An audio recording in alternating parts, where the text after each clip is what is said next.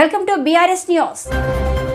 సరే విద్యార్థి మిత్రులారా, ఈ రాష్ట్రంలో ప్రభుత్వం కూటమి అధికారంలోకి వచ్చిన తర్వాత మెడికల్ కళాశాలను ఉన్నత విద్యగా తీర్చిదిద్దుతారని చెప్పినటువంటి రాష్ట్ర ప్రభుత్వం నిర్లక్ష్యము వెనక్కి తీసుకోవాలని ఈరోజు PDS మందిరంలో నారాయణ కళాశాల నుంచి దగ్గరికి ర్యాలీగా రావడం జరిగింది. ఈ ర్యాలీని ఉద్దేశించి ముఖ్య వ్యక్తిగా వచ్చేటువంటి PDS జిల్లా ప్రధాన కార్యదర్శి మహేంద్ర గారు కూడా ఈ మెడికల్ సంబంధించిన విషయాలు మాట్లాడుతుందిగా కోరుతున్నారు. రాష్ట్ర ప్రభుత్వం వైద్య విద్యపై కొన్ని ప్రభుత్వ మెడికల్ కళాశాలన్నింటినీ కూడా ప్రైవేట్ పనులు చేయడాన్ని మేము PDS విద్యార్థి సంఘంగా తీవ్రంగా ఖండిస్తున్నాం.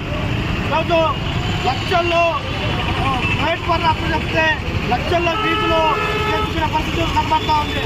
కాబట్టి రాష్ట్ర ప్రభుత్వం ఇలాంటి మెడికల్ కళాశాలను ప్రైవేటీకరణ చేయడం మేము ఖండిస్తూ ఆధ్వర్యంలో PDS మాత్రం నిశ్చయ కార్యక్రమం చేపట్టడం జరుగుతుంది.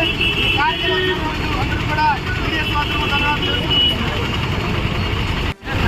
సరే విద్యార్థి మిత్రులారా, ఈరోజు PDS ప్రగతిశీల ప్రజాస్వామ్య విద్యార్థి సంఘంగా ఈరోజు నారాయణ కళాశాల నుండి దగ్గరకు ర్యాలీ రావడం జరిగింది.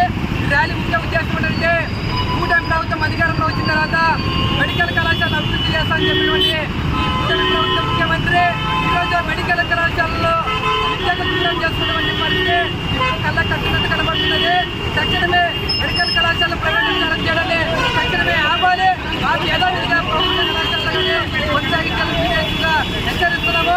అదేవిధంగా ఈరోజు విద్యార్థులు లక్షలు బట్టి MBBS ఈరోజు MBBS డాక్టర్లు అవ్వాల్సినటువంటి విద్యార్థులను ఈరోజు నచ్చేటువంటి ప్రభుత్వాన్ని అబద్ధాలు ఒకటి తెలియజేస్తున్నాము.